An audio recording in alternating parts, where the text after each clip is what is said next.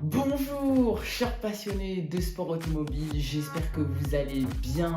Moi, en tant que fan de Lando Norris, j'ai pris une petite claque ce week-end, mais ça va, on vit plutôt bien. McLaren fait encore des erreurs, c'est encore une fois Max Verstappen qui en profite. Le championnat est en train de se resserrer au maximum et on va avoir une très belle finale au Grand Prix d'Abu Dhabi dans une semaine. On débriefe tout ça ensemble.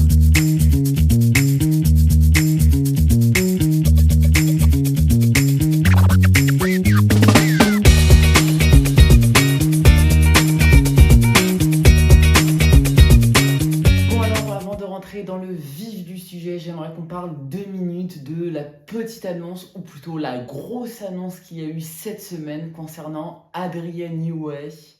Adrian Newey sera team principal d'Aston Martin en 2026, en plus d'être ingénieur technique. C'est l'annonce qui a fait écho dans les paddocks de Formule 1 cette semaine.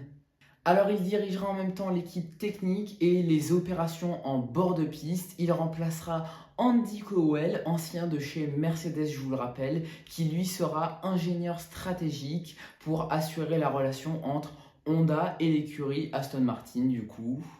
Alors, si vous voulez mon avis, je trouve ça incroyable pour Aston Martin. Ils sont en train de se bâtir une équipe d'enfer pour 2026, mais personnellement, je pense que le rôle d'Adrian Newey, c'est ingénieur et c'est pas team principal. Alors évidemment, je ne doute pas des capacités d'Adrian Newey, mais je pense que faire les deux, team principal et ingénieur, on dit souvent que quand on fait deux choses à la fois, on met plus de valeur sur une chose que sur l'autre. Et là, je pense que ça peut être le cas. Alors encore une fois, je me répète, mais je ne doute pas des capacités d'Adrian Newey, mais gérer deux gros postes comme ça, je ne sais pas si c'est forcément la bonne chose. Mais en tout cas, ce qui est sûr, c'est qu'on a tous les teams principales des écuries pour 2026. En parlant d'Aston Martin, Fernando Alonso a réalisé un excellent week-end au Qatar, P7 en course sprint, P7 au Grand Prix. Ça marque de très gros points pour Aston Martin qui revient dans le match, j'ai envie de dire, dans la bataille de milieu de peloton, car ils reprennent la 7e place au championnat constructeur face à Haas. Bon, après tout, le week-end n'était vraiment pas terrible pour Haas, hein, vraiment.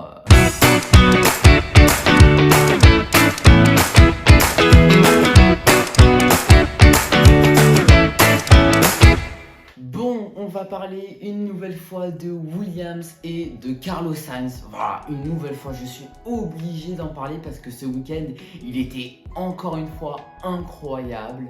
Qualifié 7ème du Grand Prix derrière Isaac Hadjar, il le dépasse au départ et après sa course était tout simplement exceptionnelle. Alors la FIA a instauré une règle ce week-end, c'était que les pilotes ne pouvaient pas faire plus de 25 tours avec leur pneumatique, quel que soit le pneumatique. Tout simplement parce que la dégradation est très élevée au Qatar et qu'il y avait de gros risques de crevaison comme les années précédentes. Donc pour en revenir à Carlos Sainz, il y a eu une safety car au 7ème tour de course après un accrochage avec Gasly et Nico Hülkenberg. Au moment de la safety car, Carlos Sainz est passé au stand comme tout le peloton sauf les McLaren et ça a beaucoup aidé Carlos Sainz. Bon, alors évidemment, on va y revenir, mais ne pas s'arrêter au moment de la safety car pour les McLaren, c'était la pire des stratégies, vraiment. Du coup, c'est Carlos Sainz qui en a profité, évidemment, avec un rythme incroyable et malgré quelques petits soucis, malheureusement, dans les derniers tours, il a su tenir et il termine du coup 3ème du Grand Prix sur le podium, tout simplement incroyable, encore une fois. Il bat encore une fois son coéquipier, il creuse encore plus l'écart sur Racing Bulls qui a marqué 0 points sur ce Grand Prix parce que Isaac Hadjar dans les derniers tours de course a eu une crevaison malheureusement. Et Carlos Sainz prend du coup la 9ème place au championnat du monde de pilote au grand désarroi de Nico Hülkenberg du coup qui descend à la P11 du championnat. Carlos Sainz est sur une dynamique incroyable, il signe son 2e podium de la saison avec Williams qui a marqué 30 points sur les 3 derniers Grands Prix, c'est autant que la Scuderia Ferrari.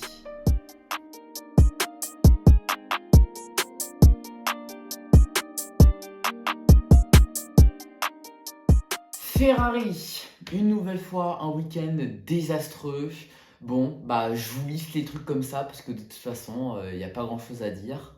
P9 et P18 en qualif sprint, P13 et P17 en course sprint, P10 et P17 en qualif pour le Grand Prix et en course P8 et P12. Le week-end est désastreux pour Ferrari. Que 4 points marqués par Ferrari ce week-end. Que dire, Aston Martin a marqué plus de points que Ferrari. C'est une saison désastreuse pour Ferrari. Lewis Hamilton est au bout du rouleau à tel point qu'il n'a même plus hâte d'être en 2026, tellement les performances de la Ferrari l'inquiètent. Quant à Charles Leclerc, lui, bon, il est un petit peu plus optimiste pour l'avenir, mais il est quand même désolé pour les fans. Bon alors Mercedes, je les mets dans la rubrique Flop by T, tout simplement parce que je m'attendais à mieux sur ce week-end.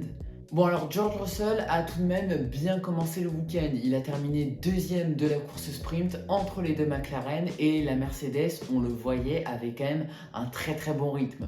Peut-être un peu en dessous des McLaren, mais quand même. Il s'est qualifié 5ème pour le Grand Prix et en course, j'ai l'impression qu'il s'est un petit peu effondré. Alors il a quand même terminé 6ème avec l'abandon d'Isaac Hadjar, mais je sais pas, j'ai l'impression que son coéquipier l'a battu facilement. En tout cas, j'ai l'impression qu'il n'avait pas du tout le rythme des leaders, en tout cas il n'avait pas le rythme de Sainz et il n'avait pas non plus le rythme de son coéquipier. Donc je m'attendais un peu à mieux de la part de George Russell quant à son coéquipier Antonelli, lui a fait un Grand Prix incroyable. Alors après l'énorme erreur stratégique de McLaren qui a coûté cher surtout à Lando Norris, il jouait le podium avec Carlos Sainz.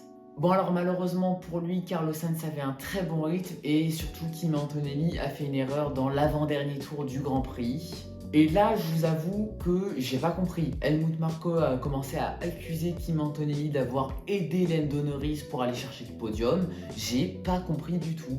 Du coup, la rumeur s'est propagée et du coup, maintenant, Kimi Antonelli se fait menacer et harceler pour une rumeur qui est totalement fausse. Alors, Antonelli a temporairement modifié sa photo de profil en noir sur les réseaux sociaux, tout simplement signe de retrait face à ce harcèlement que je ne comprends absolument pas. Bref, je vais pas m'éterniser sur ce sujet, mais c'est quand même très bête pour le pauvre Antonelli qui n'a rien demandé. Mais encore une fois, il fait un week-end incroyable et il bat une nouvelle fois son coéquipier.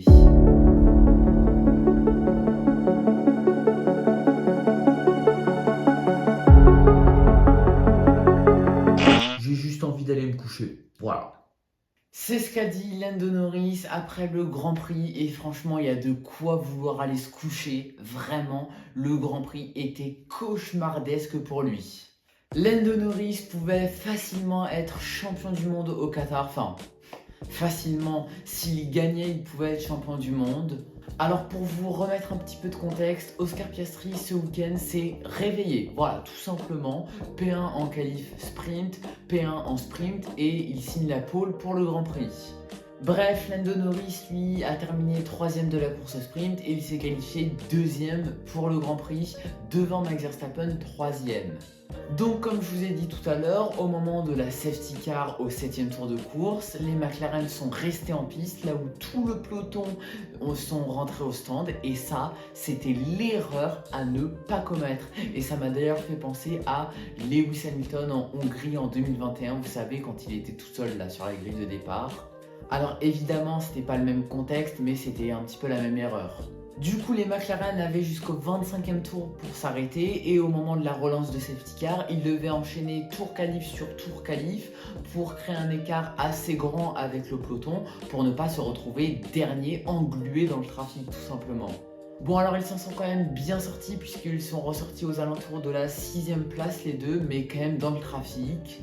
Max Verstappen lui du coup s'est retrouvé en tête, dans l'air propre il pouvait gérer son rythme et il avait vraiment un rythme incroyable. Il avait un meilleur rythme que les McLaren sur un circuit où les McLaren devraient dominer. Max Verstappen du coup grâce à cette grosse erreur des McLaren gagne facilement le Grand Prix j'ai envie de dire face à Piastri qui aurait dû normalement gagner et Lando Norris qui termine du coup 4ème avec l'erreur d'Antonelli. Du coup Max Verstappen revient à 12 points seulement d'écart avec Lando Norris avant ce dernier Grand Prix de la saison qui risque d'être incroyable. Encore une fois, je vous le rappelle, mais Verstappen au Grand Prix de Zandvoort avait 104 points d'écart sur le leader qui était Oscar Piastri. Il n'en a plus 12 sur le nouveau leader qui est Lando Norris. Bon alors j'ai entendu beaucoup de personnes dire que si Norris est champion du monde cette année, ce sera le pire champion du monde de l'histoire. Alors je préfère vous arrêter tout de suite, ce ne sera pas le pire champion du monde de l'histoire. Et je dis pas ça parce que je suis fan de Norris. Norris subit les erreurs stratégiques de son équipe, mais c'est pas lui qui fait des erreurs. Alors oui, Norris fait des erreurs en piste, on l'a encore vu au Qatar, peut-être plus que certains champions du monde, peut-être, mais c'est pas lui qui fait les erreurs stratégiques. Norris subit les erreurs stratégiques de son équipe. Donc ce ne sera pas le pire champion du monde de l'histoire et j'ai beau être fan de McLaren, c'est quand même McLaren qui gâche le championnat à Norris et Piastri. En tout cas, j'ai hâte de voir le dénouement final de cette saison et il faut bien se dire que ça fait depuis 2010 qu'il n'y a pas eu plus de 2 pilotes à jouer le titre dans le dernier Grand Prix de la saison. Voilà, ce débrief touche à sa fin, j'espère qu'il vous aura plu. Une nouvelle fois, n'hésitez pas à vous abonner, à mettre un petit like, un petit commentaire, voilà, ça me fait très plaisir. Et puis quant à moi, eh bien, je vous dis à dimanche pour le débrief du Grand Prix d'Abu Dhabi en live et pour aussi le débrief de la saison entière de Formule 1 qui est tout simplement incroyable. Ciao, chers passionnés!